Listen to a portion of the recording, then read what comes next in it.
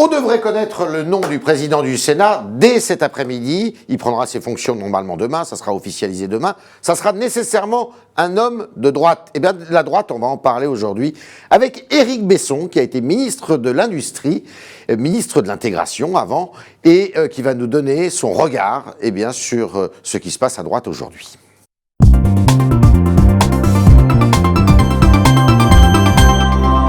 Éric Besson, bonjour. Bonjour Yves Tréra.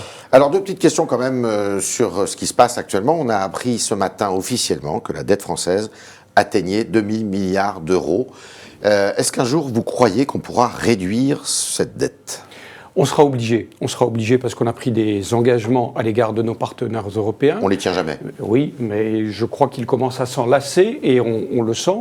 Et la deuxième chose, on sera obligé dans notre propre intérêt. Parce qu'au fond, ce qui est marquant dans cette affaire, c'est que nous utilisons beaucoup de nos capacités, qui pourraient être des capacités d'investissement, à rembourser les intérêts de la dette. Je crois que les Français, aujourd'hui, l'ont compris et qu'ils sont prêts à un effort pour inverser la tendance. Est-ce que tous les gouvernements depuis 20-30 ans sont responsables de ce creusement de la dette ? Probablement, ouais. Mais il y a quand même des époques, je veux quand même dire qu'en 2008, il était nécessaire de relancer l'économie. C'est peut-être un des rares exemples où la relance dite keynésienne ou néo-keynésienne avait un sens, parce que c'est l'État qui était l'assureur de croissance, si je puis dire, en dernier ressort. Et ça, c'était très important. Alors, qu'est-ce qui manque à ce gouvernement ? Vous les connaissez tous, en plus, puisque vous avez été au Parti Socialiste, à Manuel Valls, pour que ce gouvernement soit efficace, fasse des réformes et un petit peu populaire, parce que là, il est au fond du trou.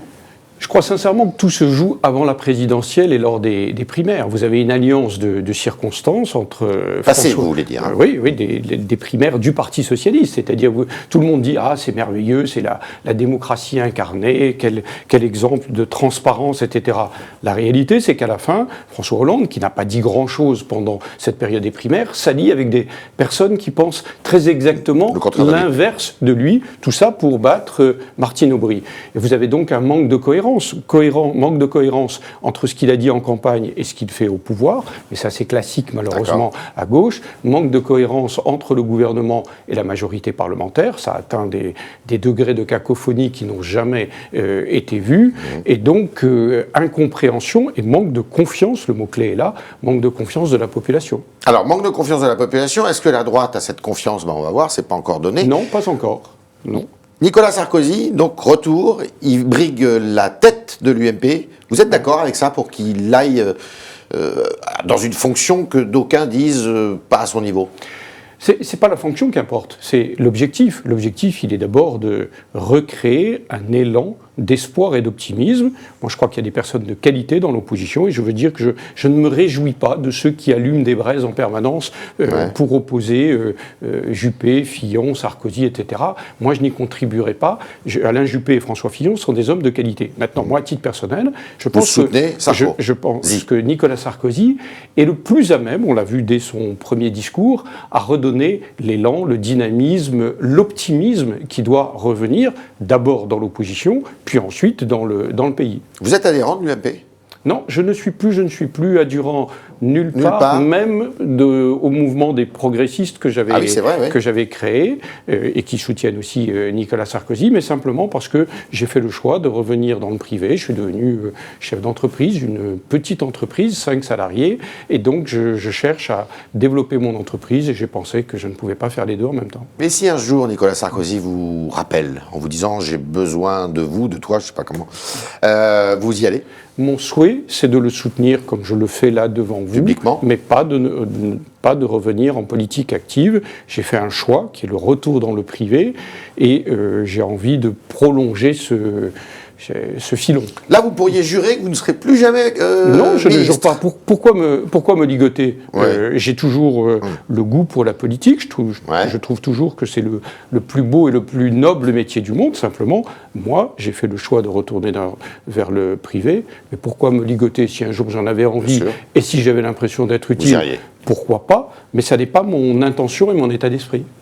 Nicolas Sarkozy, il a réussi son retour médiatique, là, Je le crois. Oui. Ah, médiatique, vous savez, Nicolas Sarkozy, il est condamné à être aimé beaucoup par certains et détesté par les autres. Et détesté par d'autres. Et on a vu que ceux qui ne l'aimaient pas n'avaient rien perdu de leur vigueur. Qu'est-ce qu'il a de plus que les autres?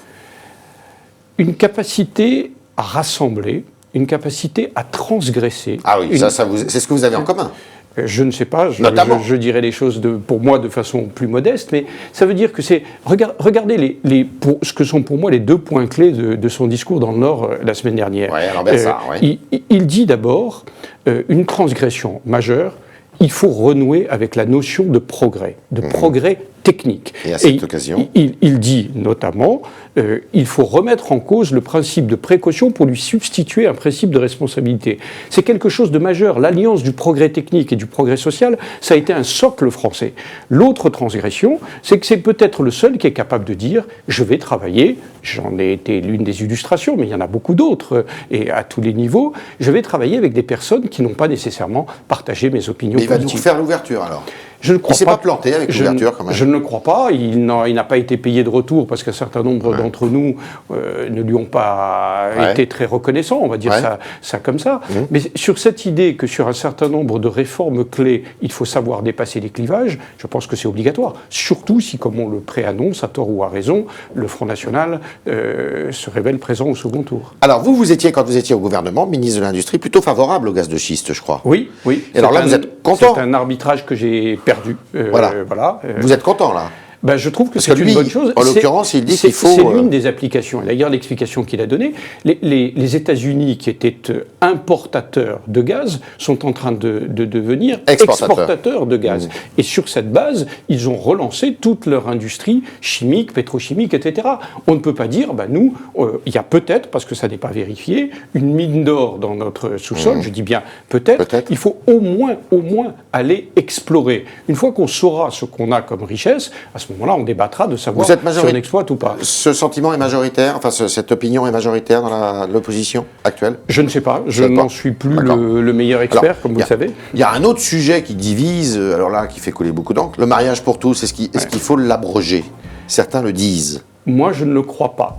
Moi, j'avais voté le Pacs et je pensais que ça suffisait. Je ne suis pas convaincu qu'il eût fallu voter le mariage pour tous. Mais maintenant qu'il existe, je pense que ni politiquement, ni moralement, ni juridiquement, il ne faut détruire ce qui a été fait. On ne va pas sans arrêt tout rechanger. Je ne lui donne pas de conseils. Vous le voyez souvent? Je le vois de temps en temps, assez régulièrement. Une fois par mois, une fois par semaine? Je ne saurais vous dire, je vérifie mon agenda juste en sortant. D'accord. Vous reviendrez nous le dire alors. Avec plaisir. Qu'est-ce que vous pensez de Mme Chirac qui a eu des propos pas toujours très sympathiques pour M. Juppé, qui était quand même le meilleur d'entre eux, probablement, d'après Chirac? J'ai du respect pour Mme Chirac. Je ne suis pas sûr qu'elle devrait intervenir si régulièrement sur les affaires politiques quotidiennes. C'était le talk Orange Le Figaro de Éric Besson, ancien ministre de l'Industrie, qui nous a dit tout le bien qu'il pensait de l'énergie et du retour en politique de Nicolas Sarkozy. Et si vous voulez commenter son intervention aujourd'hui dans le talk, eh bien vous pouvez le faire sur les réseaux sociaux. Il ne manquera pas de les consulter et voire de vous répondre peut-être, y compris sur lefigaro.fr. Merci Éric Besson. Merci à vous.